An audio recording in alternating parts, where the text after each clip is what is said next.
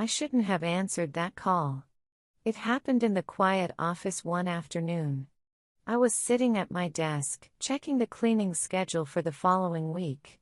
In front of the business management software screen, I noticed a discrepancy in the numbers and furrowed my brows slightly. That's when my phone vibrated. The name mother-in-law appeared on the screen. I hesitated for a moment. Lately, calls from my mother-in-law were mostly complaints, dissatisfaction, or indirect orders. Honestly, it made my chest tighten. But since it was the third call, I reflexively tapped the answer button. "Hello, Mother?" There was no reply. Instead, I heard background noises, the sound of a chair being pulled, the sound of a cup being placed. And then, "She's just so shameless, isn't she?" It was her voice, without a doubt. She only graduated high school, yet she goes around calling it her own company and acts all high and mighty with her cleaning business.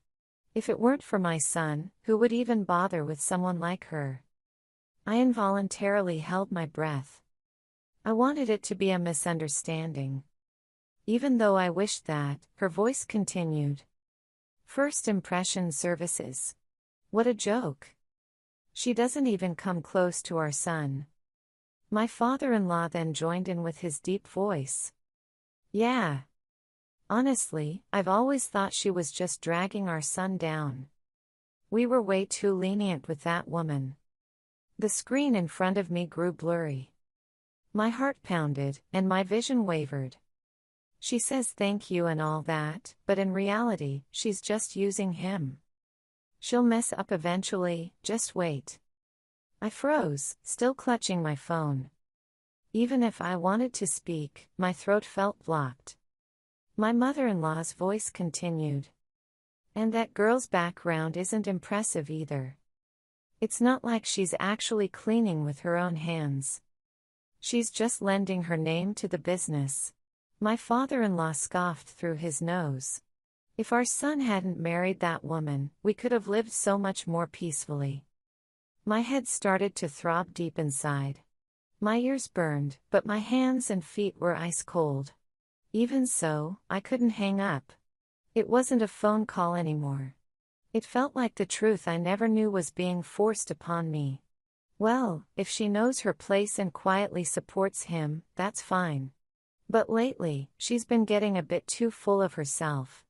That kind of thing always causes trouble later on. Exactly. She should be grateful to be living off our son's money. The conversation on the other end completely looked down on me. They never said my name, but I didn't need them to. I knew exactly who they were talking about. And that's what hurt the most.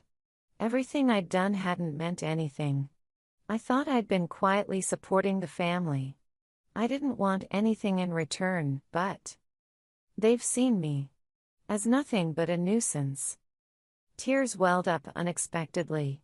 I didn't even know if it was out of frustration, emptiness, or sadness. But there was one thing I did understand.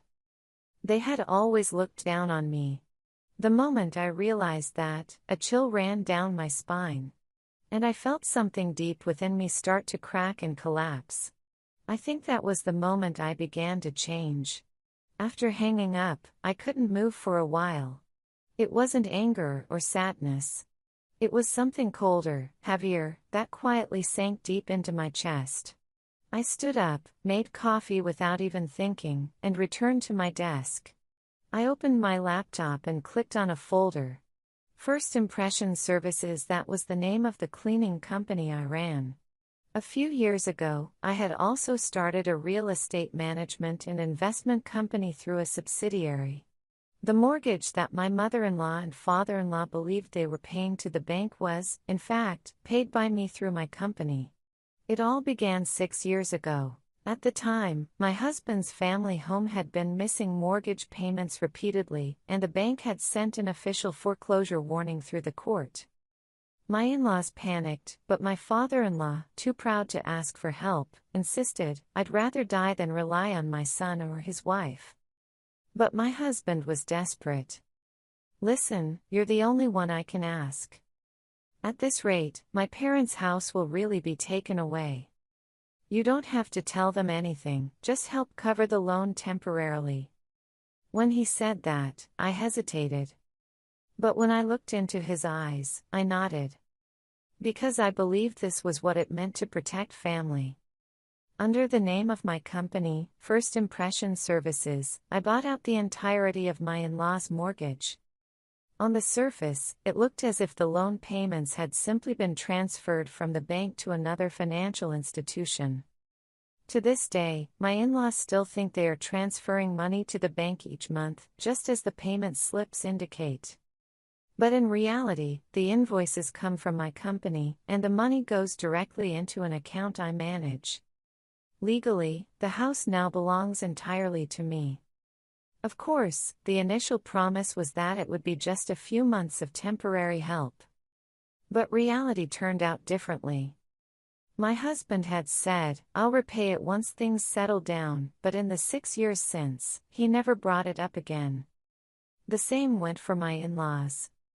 Somehow, in their minds, it had turned into something that never happened. They continued to live in that house, completely unaware of what I had done and what I was carrying. And today, they called me a high school graduate failure. I looked at my laptop and let out a small laugh. It was a laugh of disbelief, but also cold in some way. Ignorance really is bliss. Every month, I had been taking thousands of dollars out of my own pocket to protect their home. Not once had they said thank you. I didn't even expect them to. But at the very least, they had no right to mock me. The roof over their heads was something I had provided. Without even knowing they had been helped, I had quietly supported their lives from the shadows. And yet, they called me a failure. Don't be ridiculous. I muttered the words out loud. Those words became the switch that triggered the next chapter of my actions. Until now, I had endured it all because they were family. But I wasn't going to use that word as an excuse anymore. Calmly, I opened up more folders. Contracts, property records, payment statements, everything was there. That house was mine. Just imagining the look on their faces, it lit a small, warm flame deep in my chest. That night, I sat on the living room sofa, holding my phone. My husband's name appeared on the screen. I hesitated, but in the end, I wanted to talk to him. What I had heard on that phone call was beyond something I could simply put up with. At the very least, I had hoped my husband would still be on my side. That's what I believed. The call rang a few times before he picked up. "Hello? What's up?" His voice was a little tired. But there was still a note of kindness in it. I hesitated for a moment. Then, after a deep breath, I carefully chose my words. "Today, I got a call from your mom." It seemed like it was by mistake, and when I answered, the call stayed connected. And then, "I could hear your parents talking." I felt him stop breathing for a moment. What were they saying? They called me a high school graduate failure. And they said, "There's no way a woman like her is worthy of our son." I tried to speak as calmly as possible, so my emotions wouldn't spill out. I was carefully listening to my own voice, making sure it wasn't trembling.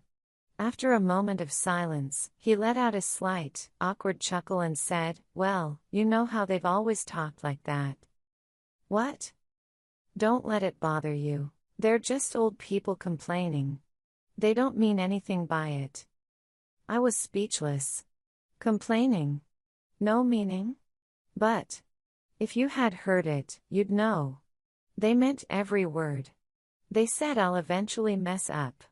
That my cleaning business is just for show. That you'd all be happier without me. I felt the emotions I had been holding back burst forth like a broken dam. But his response was more indifferent than I expected. Maybe it's just their way of showing concern. They're probably anxious, about getting older, about our future. I was stunned. I never imagined the gap between us was this wide. "You know how I've supported them all this time, right? You know what it took for me to do that. Of course. But that's a separate thing, isn't it? My parents aren't trying to hurt you or anything. At that moment, something inside me quietly ended. He had chosen to protect them, as parents. I was not there, as a wife, or even as an ally. Maybe, deep down, I had already known that. But I just didn't want to admit it. Staring at my phone, I gave a small nod. I see. Thanks. That's enough. Wait, no, that's not what I meant. I'm going to bed. Good night. After ending the call, my heart was strangely calm. What spread inside me wasn't anger or sorrow. It was something deeper, a kind of resolve. For 6 years, I had protected that house, supported his parents without a word. Because I trusted my husband. Because I believed he truly cared for me.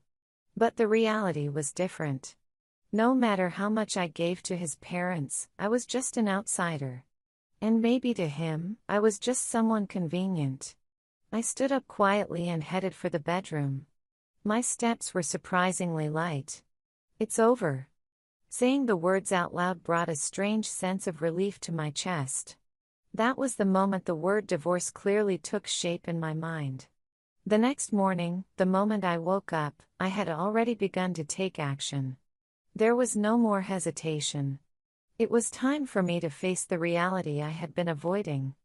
I opened the laptop on my desk and, staring at the screen, tapped one contact. Michael Smith, my financial advisor. He had been with me since the founding of First Impression Services, a reliable person with a strong legal background. After a few rings, his voice came through the speaker. Joanna. What's going on? Kind of an unusual time. Sorry. I have something urgent I need to confirm. Of course. Tell me anything. I got straight to the point. The contract from 6 years ago, the one where we bought out the mortgage on my in-laws' house. Property number 12. The clause about immediate transfer of ownership in case of default, is that still valid? Michael paused for a moment, then answered in a low, firm tone. Absolutely. I pushed for that clause myself. The moment they fail to pay, First Impression Services would legally acquire full ownership. It's not optional, it's immediate. I see. Thanks. That's a relief. I exhaled quietly. By the way, what's their current payment status? Funny you ask. I've been thinking about that myself. Actually, they've been behind for the past 6 months. The deadline this month is the 15th, but the balance was cutting it close. What's the current remaining amount? As of yesterday, the balance was around $1,200. The next payment due is $2,800. Realistically, they won't make it. I nodded silently. So if they don't pay by the 15th, the property becomes ours completely, just like the contract says. Exactly. Unless they pay over $350,000 in one lump sum, there's no way to reverse the agreement. You'll officially become the legal owner. Michael's voice was calm. But to me, every word felt like another piece of armor fastening into place. And I paused for a moment before continuing. What's the chance they'll try to fight back? Michael thought for a second, then replied. If they actually understood the contract, they wouldn't have a leg to stand on. But they might lash out, complain to the company, try to damage your reputation. That kind of thing is definitely possible. Yeah. I think they're going to try that. Don't worry. Everything is backed by the contract and solid proof. Legally, you'll win 100%. If anything happens, I'll take care of it right away. His words allowed me to finally relax, just a little. Thank you. You've really been a big help. After ending the call, I opened a folder on my laptop screen. Inside were all the documents related to my in-laws' house. The purchase contract. The title deed. The payment records. Email exchanges with attorneys. Every one of them was proof of the effort I had made. I'm not just some daughter-in-law. I'm the owner. When I said it out loud, I was surprised by how natural it sounded. The words high school graduate failure that my mother-in-law had once said echoed in my mind. But to me now, that wasn't an evaluation. It was just an ignorant person's self-introduction. I would not let someone else's judgment define my worth. I was standing on my own 2 feet. That's why I had to make them realize exactly where they stood. There were 4 days left until the mortgage deadline. My in-laws were probably still living their lives as usual, unaware of what was approaching. But I wasn't their insurance policy anymore. From now on, I will move by my rules. With that resolution, I quietly closed the screen. That afternoon, a message arrived on my phone. How about dinner on Sunday? It'd be nice to see you again. The sender was my mother-in-law. Normally, her messages were brief, like business memos. But this one had an oddly gentle tone. And it'd be nice? I couldn't remember the last time she'd said something like that. Reading the message a few times over, I thought to myself, here it comes. Only 2 days left until the mortgage payment deadline. Even if they didn't say it out loud, it was obvious they were struggling financially. I didn't reply right away. Instead, I waited until the next morning and simply wrote, "I'll come," with a blank expression. Sunday. As evening came, I slowly drove toward my in-laws' house. No, toward the house I own. As I approached the front door, it opened suddenly, and my mother-in-law appeared with a smile. "Oh my. You came. I'm so happy." That smile made a chill run down my spine. Just days ago, those same lips had called me a failure, and now they smiled as if she had loved me all along. I returned the gesture with a forced smile. It's been a while. Inside, the table was filled with roasted chicken smelling of garlic, wine, salad, bread. A much more extravagant spread than usual. "I worked hard on all your favorite dishes today," she said. My father-in-law folded his newspaper, looked at me, and smiled warmly. "Oh, you're looking well.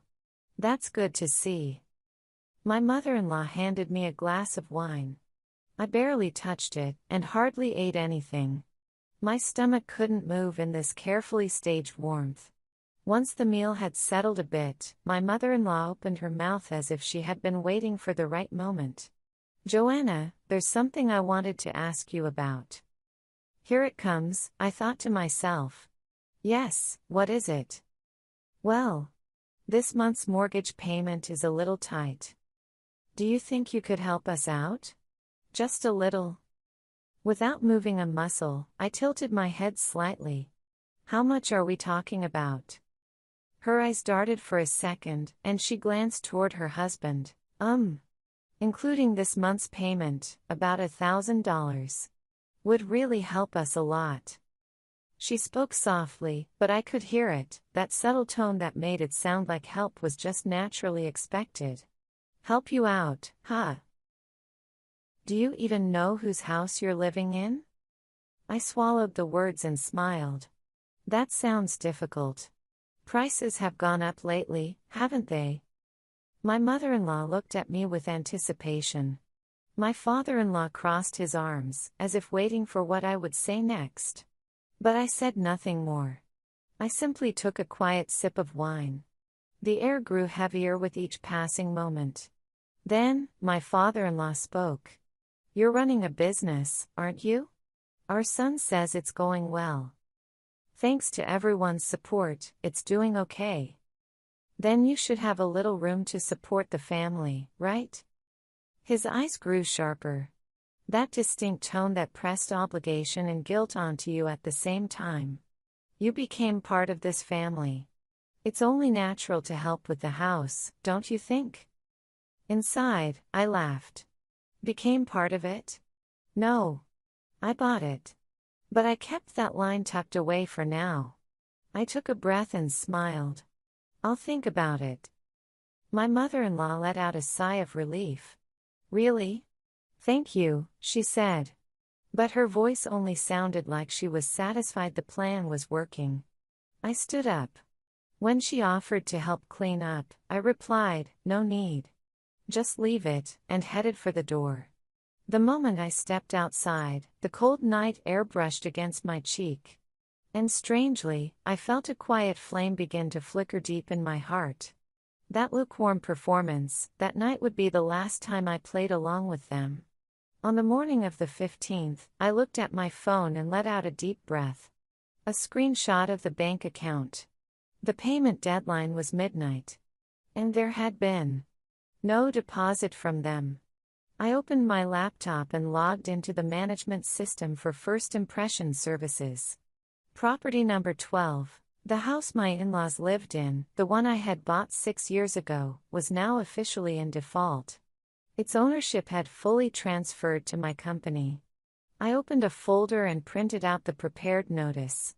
Subject: eviction notice due to contract breach. Reason: non-payment per mortgage agreement. Grace period: vacate within 60 days. With trembling fingers, I signed the paper and sealed it in an envelope to be mailed. That was my answer to 6 years' worth of quiet endurance. A little after 2 p.m., my phone vibrated. A call from my mother-in-law. I intentionally ignored the first 2 calls. On the third, I finally picked up. Hello, this is Joanna. Her voice, on the other end, held no trace of her usual elegance. It was laced with panic. Hey, what's going on? We got a strange letter this morning. An eviction notice. This must be some kind of mistake, right? It's not a mistake, Mother. I replied quietly, but clearly. Since you have defaulted on the mortgage payments, First Impression Services has officially obtained full ownership of the property. From now on, you will need to enter into a monthly rental agreement. Or vacate the property within 60 days. For a moment, everything on the other side of the line went still. Then came my father-in-law's roar. Don't be ridiculous. Do you even know what you're saying? That's our house. You were the only ones who thought so. I stared at my computer screen as I spoke. I bought that house 6 years ago. The house you've been living in has legally been mine for a long time. My mother-in-law's voice came through, hoarse. That's not true. We've been paying the bank all this time. My company has been the one that paid the loan to that bank. The recipient of your payments has been First Impression Services from the start. You really didn't know? I was laughing inside. Not because they didn't know, but because they had looked down on me while being that ignorant. It was almost satisfying. You did all this behind our backs. Yes, I did. But for 6 years, without complaint, I protected that house. During all that time, not once did either of you say thank you. Silence. All I could hear were shaky, angry breaths from the other side. A mix of confusion, panic, and rage. Then my father-in-law growled in a low voice. This won't end like this. If you're going to pull something like this, we've got our own ideas. Such as, I'll file complaints with your company. I'll expose everything about your past. You must have faked all kinds of things, right? Once the public knows, you won't be able to keep your business running. There it was. The threat. But I didn't feel anything anymore. Is that so? Feel free. We have all the records and contracts ready. And if it comes to a defamation lawsuit, you'll be the ones paying the price. As soon as I finished speaking, his curses cut off mid-word. The call ended abruptly. I placed my phone on the table and leaned back into the chair. It was quiet. And that silence felt strangely comforting. All the fear and anxiety I used to carry, now it was gone, like mist after the sun breaks through. Maybe this really was a battle. One to prove who I was, and where I stood. Until now, I had tried to act like the good daughter-in-law. I tried not to upset my in-laws. Tried not to embarrass my husband. Tried to shrink myself to fit in. But that was over. I had only used what I had rightfully obtained through my own efforts. And yet, the feeling of liberation was overwhelming. Staring at the words property no. 12, full ownership transferred displayed on my computer screen, I murmured softly. Finally, it's truly my house now. The next morning, when I arrived at the office, Nola, my boss, approached me with an uneasy expression. Joanna, do you have a minute to talk? I had a bad feeling. She took me into a conference room and showed me an email on her laptop screen. Employee Joanna K. has committed fraudulent financial acts against her family. We were threatened and had our home taken from us. The sender was anonymous, but the tone and writing style made it immediately clear it was from my mother-in-law. Nola spoke quietly. As a company, we do have to look into the facts. But personal family matters won't affect your position or performance reviews. I explained the situation briefly. The agreement from 6 years ago. The mortgage buyout.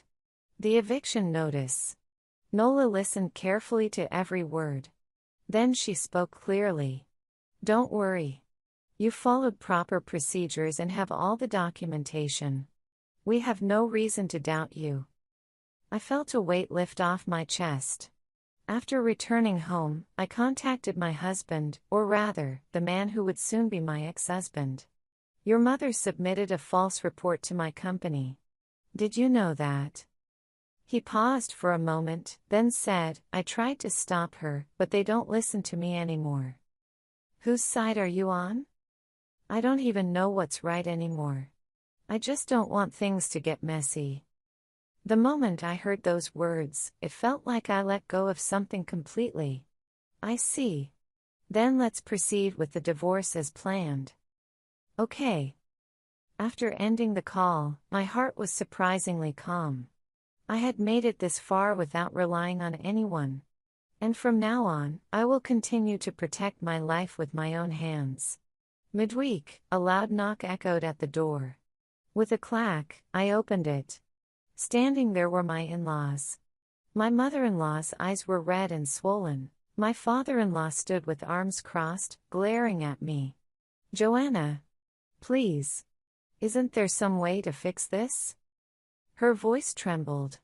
I stood silently in the doorway. 60 days to move out.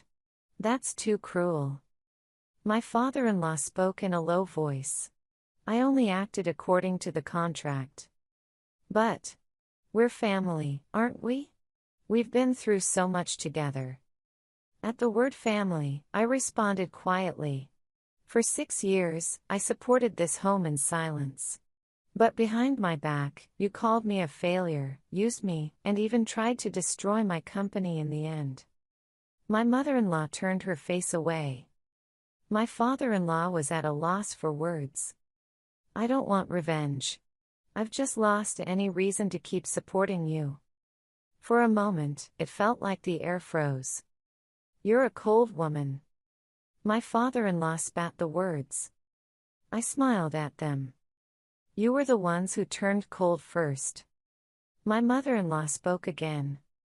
Then, is there any way we can stay? If we pay rent. If you're willing to pay, you'll need to sign a formal rental contract. But that includes a background check. You'll also need a guarantor. I could hear my father-in-law grinding his teeth. Don't be ridiculous. Are you trying to destroy this family? I looked him straight in the eyes. You're the ones who destroyed it. There was nothing more to say.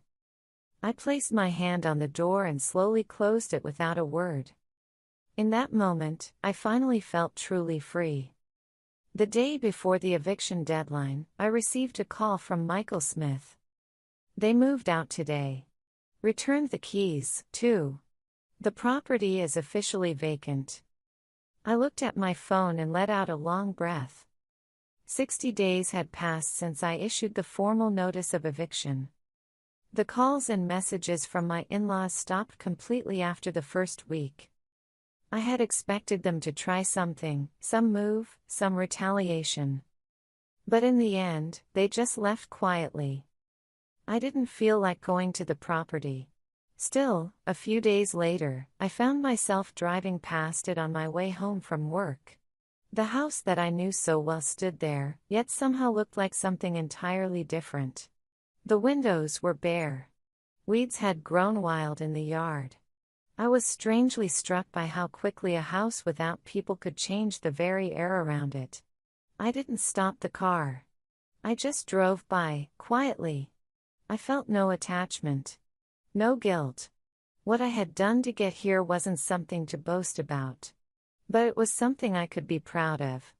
The divorce with my husband, soon-to-be ex-husband, was already in motion. There were no arguments. No demands for compensation. It felt like a relationship that ended because it was meant to. After that, I threw myself even more into work. I began preparations to open another branch of the cleaning business. Corporate contracts were increasing, too. I moved forward on my own, without relying on anyone. But it didn't feel like loneliness. I had become the owner of my own life. For the first time, I understood what it meant to feel lighthearted. Sometime later, a message arrived on my phone. "Please. Can we talk? I don't know where to go anymore." It was from my mother-in-law. I read the short message over and over again. In the past, I might have felt uneasy. I might have agonized over whether to reply. But not now. Without the slightest hesitation, I deleted the message. Because I had already decided never to look back. Soon after, I sold the house, property number 12. I listed it slightly below market value, and it sold within days. Looking at the profit in my account, a thought came to me. Could I use this to help someone restart their life? With that thought, I created a small foundation.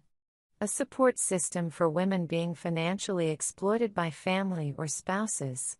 I called it the Home, hoping for my escape fund. I wanted to help those who, like me, were trapped by the word family and had nowhere to run. Now I understand, having a safe place is far more important than any blood tie. After leaving that house, I finally felt like I had found a place that belonged to me. Family isn't something formed by shared blood. True family are the people who don't deny your worth. The ones who support you when you try to stand back up, without getting in your way. And above all, you must become your own greatest ally. I don't need to prove myself to anyone anymore.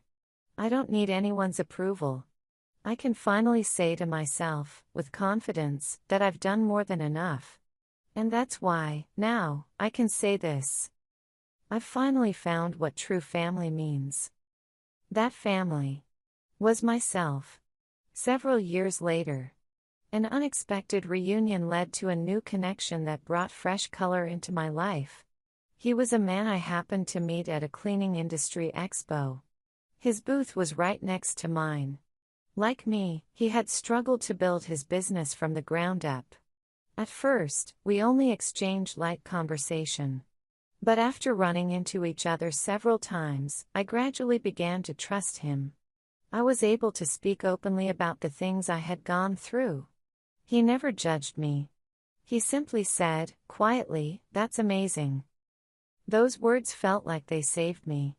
And eventually, we got married. It wasn't a grand ceremony. But the vows we exchanged, hand in hand, were a promise of a future that would not be defeated by the past. A year later, a small life began to grow between us. As I felt the gentle kicks from inside my belly, tears welled up in my eyes. Back then, I believed no one needed me. But now, I genuinely wanted to protect someone. At night, as I watched our baby sleeping, I gently held their hand. The warmth of that tiny hand slowly melted away the pain of the past. I will never have my home taken from me again. No one will ever deny my heart again. Here, there is love. Not bound by blood, but built through trust and care. This is a real family. A family I chose. A future I nurtured. Yes. I have finally found the place I truly belong.